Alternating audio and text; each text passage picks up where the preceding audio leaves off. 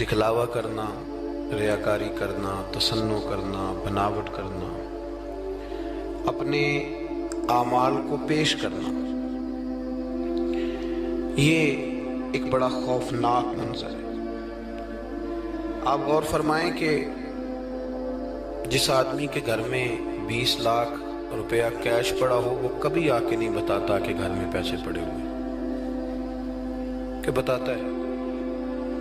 اور جس کے گھر میں 10 تولے سونا پڑا ہوا ہو وہ کبھی آ کے نہیں بتاتا کہ گھر میں پڑا ہے، لیکن جو سویرے تہجد کے وقت اٹھ جائے وہ سارے محلے کو بتاتا ہے کہ میں اٹھ گیا تھا اور میں نے پڑھی ہے۔ 20 لاکھ روپیہ جو کیش گھر میں پڑا ہے وہ نہیں بتایا، لیکن جو 10,000 روپیہ مسجد میں دے دیا وہ سارے علاقے کو بتایا، حالانکہ وہ بڑی قیمتی نیکی تھی، وہ چھپانے والی تھی، لیکن اس کا اظہار کرنا، اس کو بتلانا۔ حضرت عمر فاروق رضی اللہ تعالیٰ عنہ فرماتے ہیں کہ میں اللہ کے پیارے محبوب صلی اللہ علیہ وسلم کے قبر اطہر کی زیارت کے لیے حاضر ہوا تو حضور کے مزار کے پاس بیٹھ کر حضرت معاذ ابن جبل رضی اللہ تعالیٰ عنہ رو رہے تھے۔ میں نے انہیں دیکھ کے کہا کہ کیوں رو رہے ہو؟ کہنے لگے نبی پاک علیہ السلام کی 2 حدیثیں جن کی وجہ سے میں بڑا پریشان رہتا ہوں، میں سوچتا ہوں کہیں میں زد میں نہ آ جاؤں۔ ابن ماجہ میں حدیث موجود ہے، حضرت سیدنا عمر فاروق رضی اللہ تعالیٰ عنہ فرماتے ہیں کہ میں نے ان سے پوچھا کہ وہ 2 باتیں کون سی ہیں؟ تو فرمانے لگے ایک تو نبی پاک صلی اللہ علیہ وسلم نے یہ فرمایا تھا کہ اللہ فرماتا ہے جس نے میرے ولی سے دشمنی کی میرا اس کے خلاف اعلان جنگ ہے۔ تو حضرت معاذ ابن جبل کے رونے کی وجہ محدثین اور شارحین نے یہ بیان کی کہ وہ رو اس لیے رہے تھے کہ کیا پتہ چلے گا کہ اللہ کے بندوں میں سے ولی کون ہے، تو کہیں بھول کر بھی کسی کی بے ادبی نہ کر بیٹھو، اس لیے وہ رویا کرتے تھے ڈرا۔ یہاں تو لوگوں کو پتہ ہوتا ہے نا یہ ولی ہے اللہ کا، پتہ ہے نا لوگوں کو کہ داتا صاحب اللہ کے ولی ہیں، خواجہ معین الدین اجمیری اللہ کے، حضرت بایزید بسطامی اللہ کے ولی ہیں، حضرت جنید بغدادی اللہ کے، لیکن پھر بھی لوگ بے ادبی کرتے ہیں، پتہ ہے۔ چونکہ حضرت معاذ ابن جبل فرماتے مجھے پتہ نہیں، اس لیے ڈر لگتا ہے۔ اور دوسرا حضرت معاذ اس مسجد میں اذان ہوگی جی، یہاں اذان ہوتی نہیں، یہ جو ابھی ہونی ہے نا جی ٹھیک۔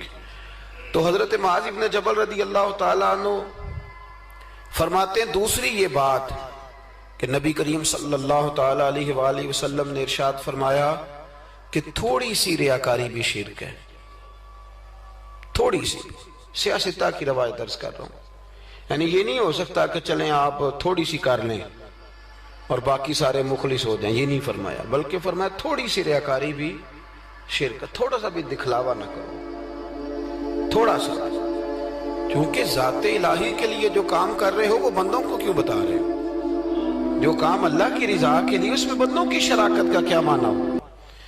میرے عزیز دوستو، ہمارے ہاں معاشرے میں گھٹن تب پیدا ہوتی ہے جب لوگ نیکیاں چھپ کے نہیں کرتے۔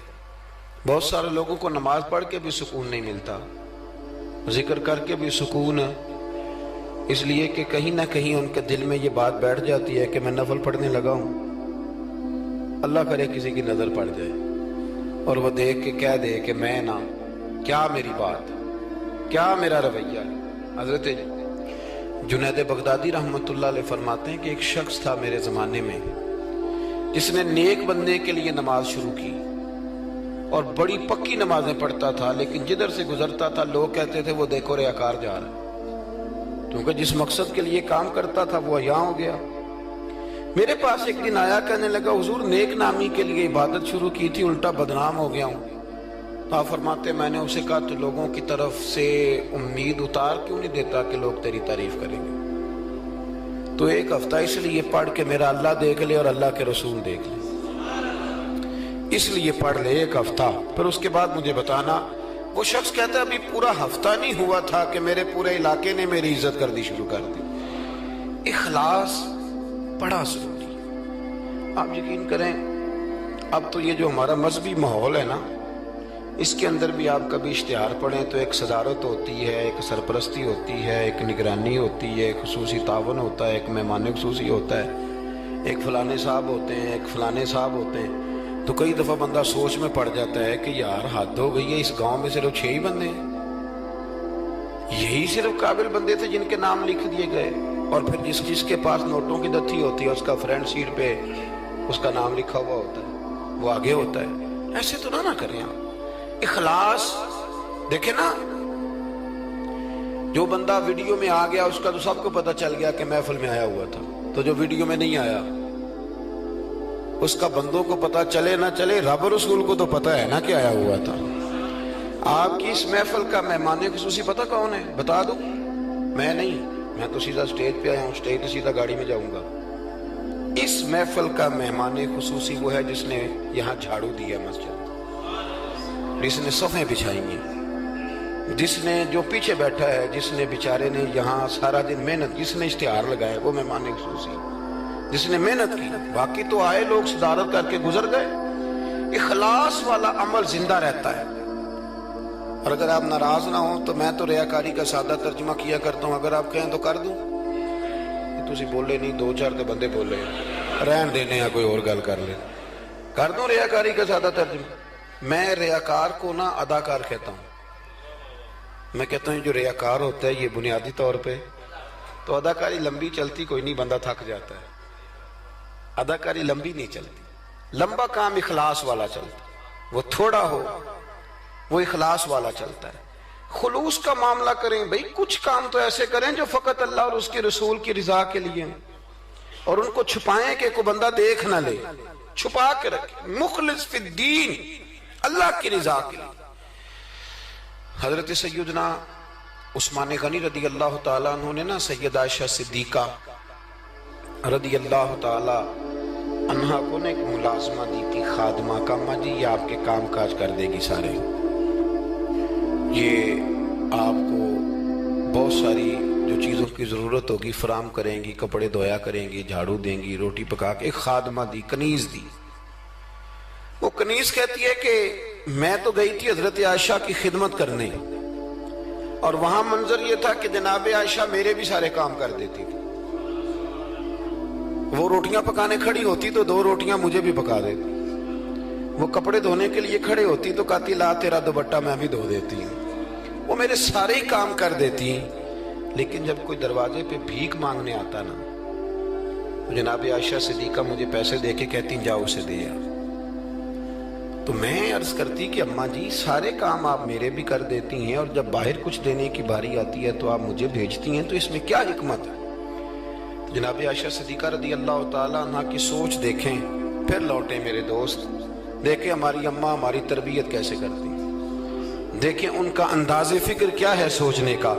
جناب عائشہ صدیقہ رضی اللہ تعالیٰ عنہ فرمانے لگی جب تو باہر جا کے اس کو خیرات دے گی نا تو وہ تجھے دعا دے گی، تو وہ سمجھے گی کہ یہ مجھے دے رہی ہے، وہ دعا بھی تجھے ہی دے جائے گی۔ میں دعا بھی نہیں لینا چاہتی، میں نے جو بھی اجر لینا ہے قیامت کے دن اپنے رب کریم سے ہی لینا ہے، میں چاہتی ہوں کہ دعا بھی تو ہی لے لے، میں دعا والا۔ یہاں تو 36 مرتبہ شکریہ ادا کرنا پڑتا، 36 مرتبہ، فلانا آیا اس کا بھی شکریہ، فلانا آیا اس کا بھی شکریہ، فلاں صاحب آئے ان کا بھی شکریہ، اتنے شکریہ ادا کرنے پڑتے ہیں۔ اور ہمارے تو دیہاتوں میں لوگ کہتے ہیں نیکی تے میں کراں پر ایک کڑا نہ نیکی کر دے، میں کہ چلو انہوں نے کہنے تساں نیکی کیتی تہاڈے اشتہار چھپوا دیں، وہ بندہ بڑا چنگا بھی میرے نال نیکی کر گیا، اس کے پوسٹر لگنے چاہیے۔ نیکی کس کے لیے کی تھی؟ بولیے سارے بولیے، تو اللہ کو بتانے کی ضرورت ہے۔ ہمارے ہاں تو ختموں میں بڑا برا حال ہوتا ہے، ایک لسٹ دی جاتی ہے بڑی لمبی، مجھے بھی ایک جگہ لسٹ دے دی، اس پہ لکھا تھا کہ 5000 قرآن پاک پڑھا ہے، حالانکہ مرنے والے کا اپنا بیٹا ایک سپارہ بھی نہیں پڑھتا، وہ ایک سپارہ بھی نہیں پڑھتا، 5000 قرآن پاک، اتنے لاکھ درود شریف۔ تو میں نے دعا شروع کی تو میں نے کہا کہ یا اللہ جو پڑھایا جانے والے کی روح کو بخش دے۔ تو بعد میں مجھے وہ کہنے لگے پیر صاحب آپ نے بتایا ہی نہیں کیا کچھ پڑھا تھا۔ میں کہنے دسنا سا جی، کس کو بتانا تھا؟ ثواب کس نے دینا ہے؟ اس کو ضرورت ہے بتانے کی؟ معاذ اللہ، آپ کیسی بات کر رہے ہیں؟ یعنی یہ ثواب بھی اب بندوں کو بتائیں گے. پھر جی یہ 50,000 روپیہ میں اپنے ابا جی کی طرف مسجد دینے لگا ہوں تو یہ ختم میں یہ بھی اعلان کر دیں. اچھا جناب ابا جی آپ کو کیا دے گئے؟ کہنے لگا 2-4 ایکڑ زمین بھی، کاروبار بھی، پیسے بھی. تو میں نے کہا اس نے بھی مسجد میں اعلان کرایا تھا کہ بغیر اعلان کے دے گیا؟ اتنی وہ تو بغیر اعلان کے دے گیا تو اس میں سے 20,000 دے رہا ہے، اس کا بھی اعلان کرا رہا ہے. اور قاری صاحب بیچارے کئی دفعہ خطیب صاحب الجھ جاتے ہیں، اس لیے کہ جب وہ 1000 روپیہ دینے آتا ہے تو کہتا ہے صحیح کر کے دسیا دے محمد بشیر دکھن علامت بندے پہاڑ والا سمجھ لیں، صحیح کر کے بتانا. ہنسنے کے لیے نہیں، رونے کے لیے بات کر رہا ہوں. یہ اتنا برا حال ہو جائے گا ہمارا، کس کو بتاتے پھرتے؟ اور میں نے دیکھا نوٹ کھول کر لوگ لے آتے. اس طرح نہ کریں، نیکیوں کو چھپائیں، چھپی ہوئی چیزیں قیمتی ہوتی.